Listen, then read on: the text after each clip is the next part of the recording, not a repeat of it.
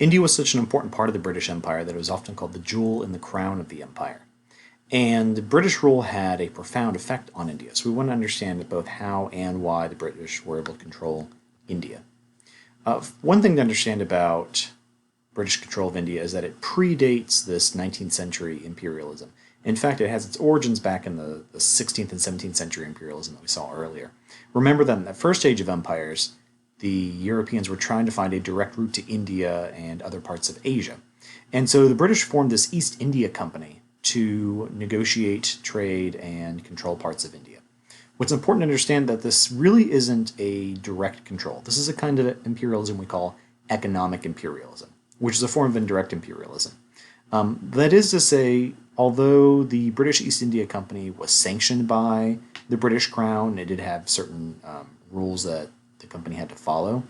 The East India Company really was allowed to control parts of India like its own state. It could form its own army, it could make its own laws, make its own treaties, and it often did. So when you see, really until the mid-19th century, Britain in India, it's through the East India Company. So the soldiers the East India Company used were not British soldiers. Instead, they relied on local soldiers called sepoys. Sepoys were recruited from different groups of people in India. One important thing to keep in mind that is always sort of a challenge for anyone trying to build empire in India is that India is extremely diverse. Lots of different language groups, religious groups, ethnic groups. And sepoys really was a catch-all term for any group of people or any soldiers recruited by someone else to fight for them. So the British relied on these Indian soldiers who sometimes were conscripts and other times were hired. But it's important to understand that the bulk of the force the British used until the mid-19th century in India were these local sepoys. And when the East India Company started to expand later into the early 19th century, they started to do so not just through treaties with local maharajas and other kingdoms and states. Instead, they often did so by force. They conquered parts of India with sepoys, along with a few other recruits from Britain. And soon the East India Company really controlled a large portion of India. So why were they there? What were they interested in? So at first it was that tea, spices, and other trade goods.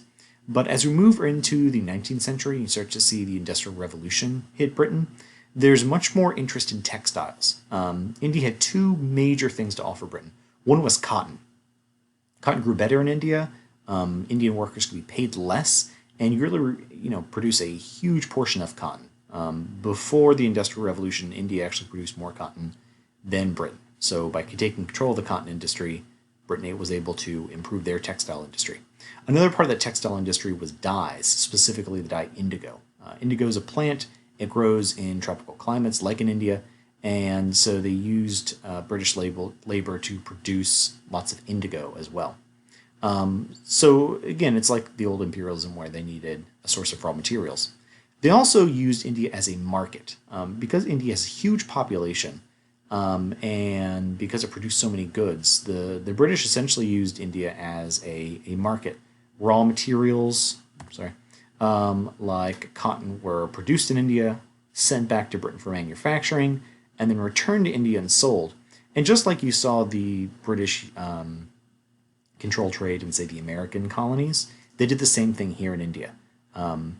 Indians weren't allowed to buy cotton or salt or anything else except from the East India Company. A lot of the East India Company policies were resisted by the Indians. They didn't like some of the laws they put into place. They felt they were discriminatory.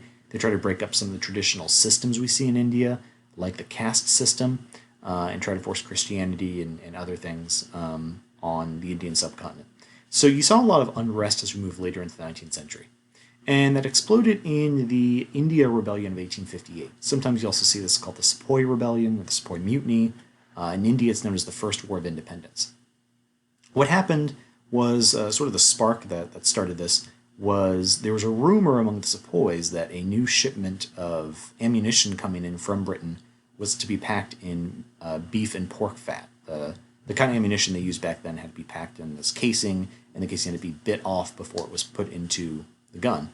What that meant for these soldiers was they thought they would have to consume either beef or pork fat, which would be offensive to Hindus and Muslims respectively, which represented a pretty significant portion of the Sepoy army. When the ammunition arrived, the Sepoys refused to use it, and the response by the East India Company was to jail these protesters. And this sparked a rebellion across India. Ultimately, the rebellion did fail. A number of reasons for that. One, as we said, India is really diverse, and not all the Sepoys unified with each other, so they relied on a lot of support from, say, the Mughal emperor, who was Muslim, but some of the Hindus and Sikhs in the Sepoy army didn't want to side with them. Part of it was the British were able to mobilize quicker, and the Sepoys weren't able to organize a strong enough resistance. But this was a huge turning point. The result of the the Sepoy Rebellion was that the East India Company no longer had control over the colony of India. So instead, the British passed a new law that put India under direct control of the crown. So no longer was this economic imperialism, it was direct imperialism. Queen Victoria was declared Empress of India, and now India fell under direct rule of the British Empire.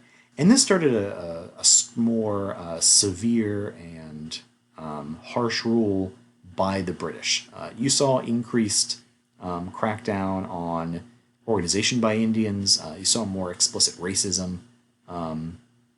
The economic laws grew tighter.